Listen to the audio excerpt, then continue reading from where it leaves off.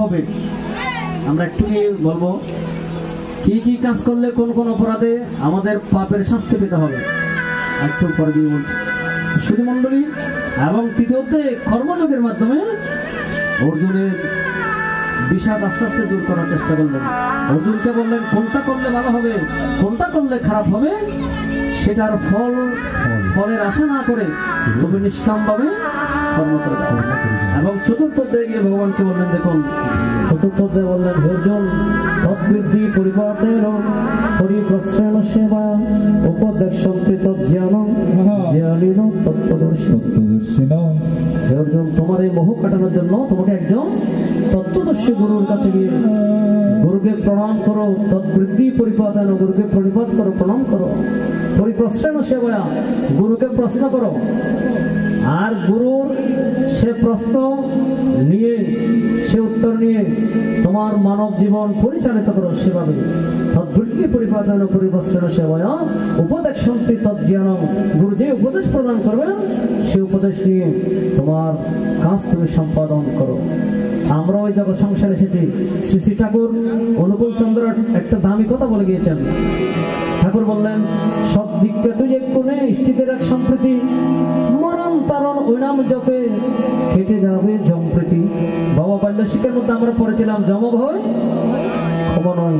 সে জমের ভয় থেকে আমাদেরকে মুক্তি পাওয়ার জন্য আমাদের গুরুর চরণে গিয়ে আশ্রিত হতে হবে, গুরুকে প্রণাম করতে হবে, গুরুর আশ্রয় আশ্রিত হয়ে গুরুর নির্দেশ অনুযায়ী আমাদের মানব জীবন পরিচালনা করতে হবে। এজন্য মহাজনকে বললেন, দেখুন গুরুর মন্ত্র সহনার বাক্স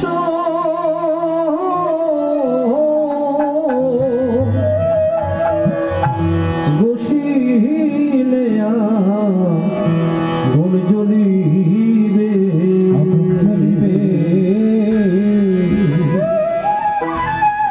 গুরুর মন্ত্র সলার বাক্স বসিলে গুণ জ্বলিবে। গুরুর মন্ত্র সলাই বাক্স বসিলে গুণ জ্বলিবে। ওরে ক্ষেপণি ক্ষেপণ করিলে, ক্ষেপণিকে ক্ষেপণিকে পণ করিলে, ক্ষেপণি ক্ষেপণ করিলে তরণি তত ধরিবে। গুরুর মন্ত্র সলার বাক্স বসিলে গুণ জ্বলিবে।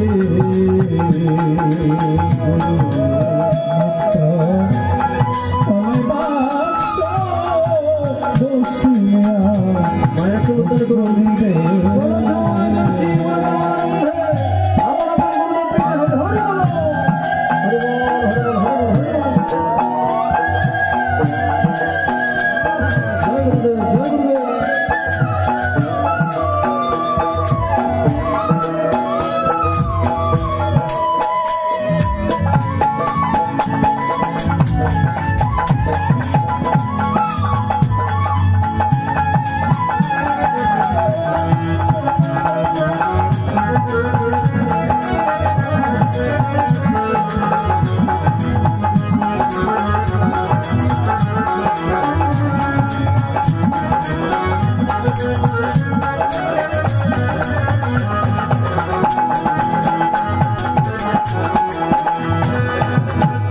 গুরুর মন্ত্র নিয়ে যদি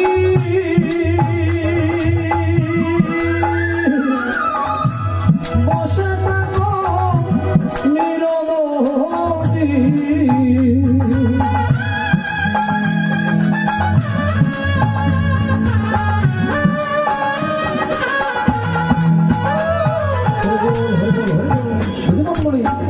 আপনি স্কুলের নাম লিখিয়ে তার সন্তানকে যদি সময় মতো পড়াশোনা না করান, নাম লেখালো কিন্তু সার্টিফিকেট অর্জন করা যাবে না, জ্ঞান অর্জন করা যাবে না। গুরুর দীক্ষা নিয়েছে ঠিক আছে, কিন্তু সেই দীক্ষা নিয়ে গুরুর মন্ত্র আমাদের ত্রিসন্ধ্যা জপ করতে হবে কমপক্ষে। গীতার মধ্যে ভগবান বলে দিয়েছেন ত্রিসন্ধ্যা মুক্তির গৃহিণী। এই ত্রিসন্ধ্যার মাধ্যমে আমাদের মুক্তির লাভ অনিবার্য। সুতরাং গুরুর মন্ত্র নিয়ে যদি বসে থাকি আমাদের ভবনদী পার করা কখনো সম্ভব হবে না। এজন্য কি বললেন, গুরুর মন্ত্র নিয়ে যদি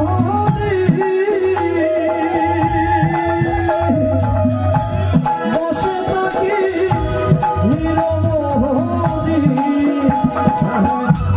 যাবে কি আর কোনো ব্যাধি,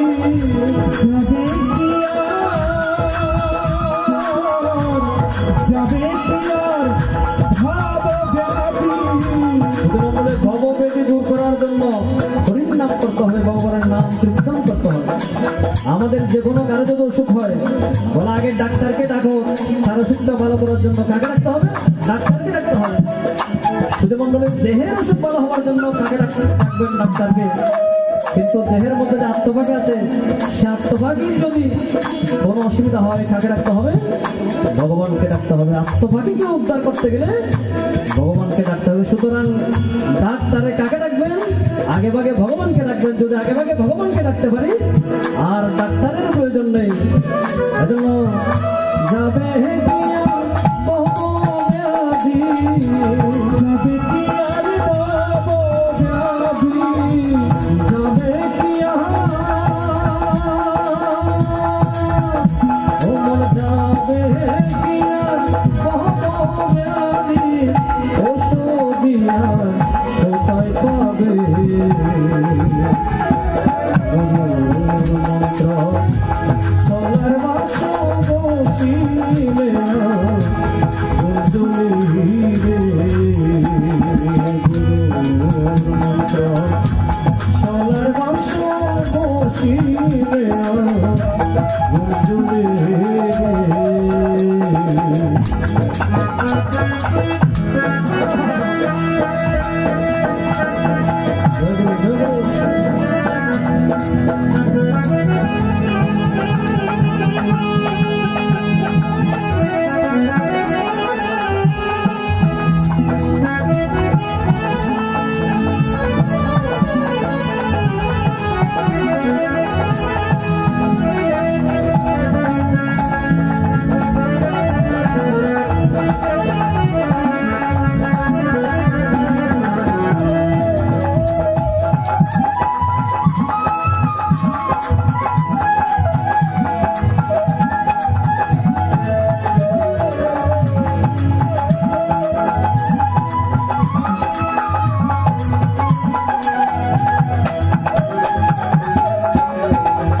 তাই তো দীক্ষা নিয়ে শিক্ষা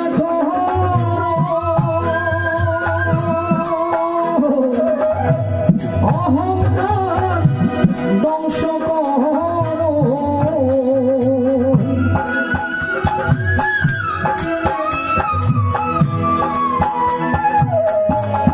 ভগবান গীতার মধ্যে 25 প্রদান করেছেন, অহংকার বলম দর্প কাম ক্রোধ পরিগ্রহ বিমোচ্ছ নির্মম শান্ত ব্রহ্ম ভূমিহায় কল্পতে। অহংকার, অহমিকা, পরনিন্দা, পরচর্চা, এই কুকর্মগুলো যতক্ষণ মনের মধ্যে থাকবে ততক্ষণ ভগবানকে লাভ করতে পারবো না। এজন্য কি বললেন, দীক্ষা নিয়ে শিক্ষা গ্রহণ, অহংকার ধ্বংস করো, বিশ্বাস করো গুরুর কথা, গুরুর কথা বিশ্বাস করো, গুরুর কথা বিশ্বাস করো, তখন গুরু দয়া পাবে।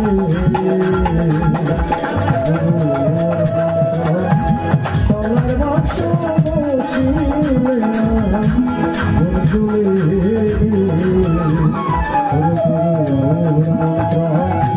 সবার বাক্স বসিলে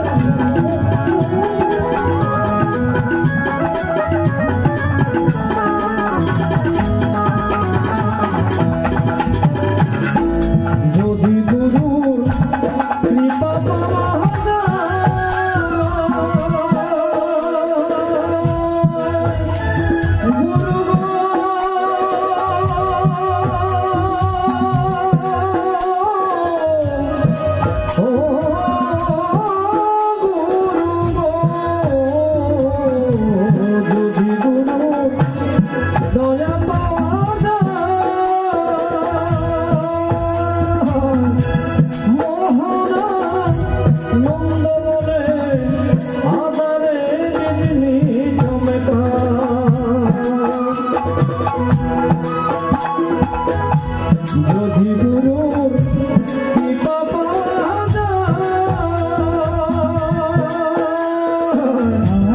মোহনা নন্দনে আমারে বিজলি চমকা হবে, দেখিও না তাকে ধরা,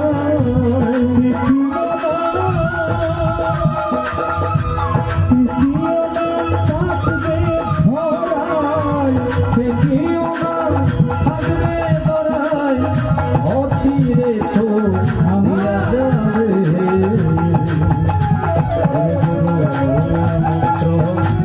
সবার বর্ষ বসিবে